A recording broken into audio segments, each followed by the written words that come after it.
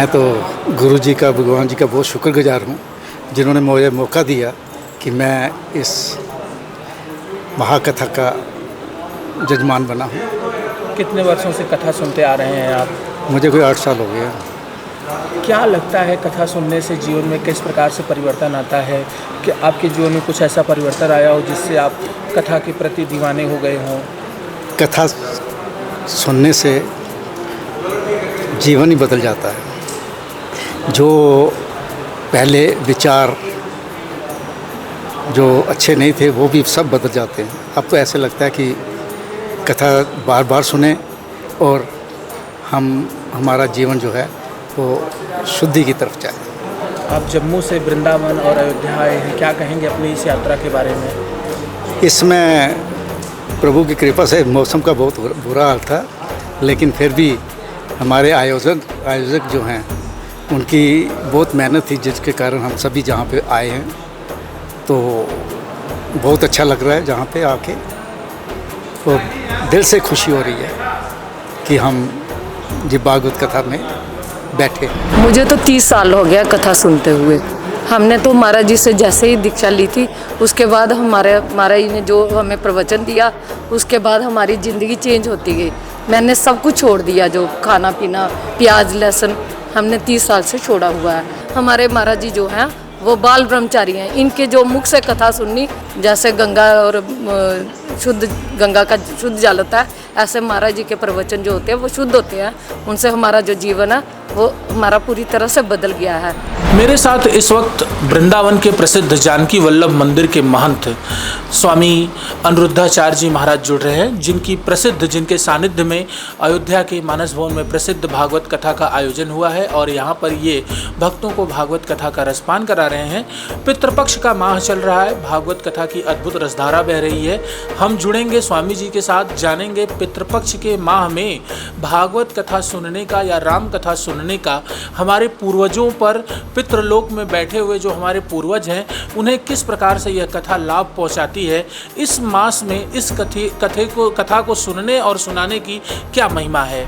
ये पितृपक्ष है, ये पक्ष ही पितृजनों के लिए पितृरूपी नारायण के लिए समर्पित है। पूरे वर्ष भर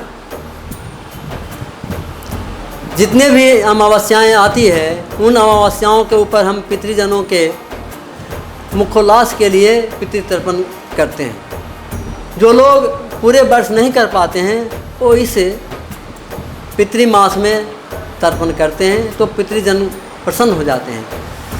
और अगर हम तर्पण नहीं करते हैं, उनकी याद नहीं करते हैं, तो वो दुखी हो जाते हैं। फलस्वरूप हमारे जीवन में दुख भी आता है, परेशानियाँ आती हैं, अनेक प्रकार के रोग प्रकट हो जाते हैं।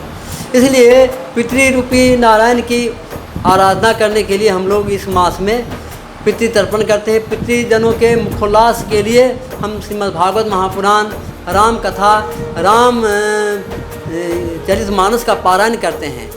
और इस अवसर पर पितृजनों को जब ये कथा श्रवण करने को मिलती है तो बड़े प्रसन्न हो जाते हैं। इसलिए पितृजनों के प्रसन्नता के लिए हम लोग अनुष्ठान करते हैं, करवाते हैं। श्रीमद् भागवत महापुराण की कथा श्रवण करने के लिए आए हैं। श्रवण करना, श्रवण करवाना दोनों ही महापुण्य है, क्योंकि भगवान की कथा ही जीव मात्र को पूर्णता दे सकती है। क्योंकि कथा भगवान की दिव्य होती है, वो पूर्ण है, कथाएँ पूर्ण है। संसार अपूर्ण है लेकिन भगवान की कथा पूर्ण है, और भगवान पूर्ण है या भगवान के संत हैं वो पूर्ण हैं, बाकी सब अपूर्ण है। इसलिए संसार में जितने भी हमारे वैभव बन जाएं, हमारे पास में आ जाएं, वो सब अपूर्ण कोटि में ही गिने जाते हैं। तो हम लोग यहाँ पर श्रीमद् भागवत महापुराण की कथा का आनंद लेने के लिए आए हैं, और भगवान के मुखोल्लास के लिए, रामलला सरकार के मुखोल्लास के लिए हम लोग कथा श्रवण करेंगे, श्रवण करवाएंगे। श्रवण करवाने वाले तो ठाकुर जी हैं, रामलला हैं। जीव तो केवल एक यंत्र है, यंत्री भगवान राम जी हैं, भगवान नारायण हैं, और वहीं कथा करने वाले हैं और करवाने वाले हैं। कर्ता कारयिता चसा है। मनुष्य झूठ में ही अपने आप को मान लेता है कि मैं कर रहा हूँ, करने कराने वाले तो भगवान ही हैं, क्योंकि ये संसार उनकी लीला भूमि है। संसार को चलाने वाले भगवान हैं, संसार को बनाने वाले भगवान हैं, संसार को चलाने वाले भगवान हैं और संसार को मिटाने वाले भी भगवान हैं। तीनों कार्य वही हैं, करने वाले हैं। इसलिए हम लोग सनातन धर्मी इस मास को बहुत पावन मानते हैं और सनातन धर्म सदा सर्वदा से रहा है। सनातन का अर्थ ही है जो सदा सर्वदा से रहा हो और जिसका कभी भी नाश नहीं होता है, ऐसा सनातन धर्म है। और सनातन धर्म का आश्रय लेकर के जो जीव रहते हैं वो धन्य हो जाते हैं। इसीलिए इस पावन मास में, क्वार मास में हम कथा करते हैं, करवाते हैं, लोगों को प्रेरणा देते हैं कि अपने पितृजनों के मुखोल्लास के लिए अनुष्ठान करवाओ। इससे संसार में सुख शांति मिलेगी, धन की वृद्धि होगी, जीवन में शांति आएगी। बहुत जीवन में पैसे आ जाएं तो पैसे से शांति खरीदी नहीं जा सकती है। शांति तो भगवान की कृपा से होता है। शांति तो संतोष से हमारे जीवन में आती है। और बिन संतोष न काम न साही, काम अछत सुख सपने हो नाही। यमुना मैया, सरजू मैया, गंगा मैया, इनके तट पर अनुष्ठान करने का जो फल है वो अलौकिक होता है। इसलिए हम श्री धाम अवध आए हैं और यहाँ हम लोग 1 सप्ताह तक जीवन का आनंद लेंगे, कथा का आनंद लेंगे। इसके पश्चात फिर ठाकुर जी के ही धाम में संत लोग रहते हैं। ठाकुर जी के धाम में रहने से ही शांति मिलती है, और जगह अशांति है, लेकिन ठाकुर जी की जो लीला स्थली है वो शांति देती है। इसलिए हम लोग यहाँ आए हैं और जीवन का आनंद लेंगे। जय श्रीमन नारायण, जय सीताराम। गुरुजी, एक बात और जानना चाहेंगे। पितृपक्ष जैसे ही समाप्त होता है वैसे ही हमारे 9 देवियों के 9 दिन आ जाते हैं, जिनकी सनातन जगत में भव्य रूप से पूजा की जाती है, आराधना की जाती है। तो पितृपक्ष के बाद जैसे ही 9 देवियों के वो दिन आए, हम सभी सनातनी या देश के सभी लोग कैसे उनका स्वागत करें, कैसे उनकी पूजा पाठ करें, किन विधियों को अपनाएं जिससे 9 देवियाँ प्रसन्न हों और भक्तों को आशीर्वाद दें? देखिए, हमारे यहाँ शक्ति की श्रेष्ठता स्वीकार की गई है। शक्ति के बिना शक्तिमान नहीं रह सकते। हालांकि दोनों में अन्योन्याश्रय संबंध है। शक्तिमान के बिना भी शक्ति अधूरी है और शक्ति के बिना शक्तिमान अधूरे हैं। ये तो लीला के लिए 2 बने हैं, यथार्थ में एक ही तत्व है, एक ही ब्रह्म है। तो इस अवसर पर हम अपने शरीर की शुद्धि के लिए भी अनुष्ठान करते हैं। 9 दिन तक नवरात्र का फल खा करके रहते हैं, जिससे हमारे शरीर की शुद्धि हो जाए। हमारे जितने भी पर्व हैं सब वैज्ञानिकता के ऊपर आधारित है। हमारे यहाँ कोई कल्पित नहीं है, कोई ढकोसला नहीं है, सब यथार्थ है।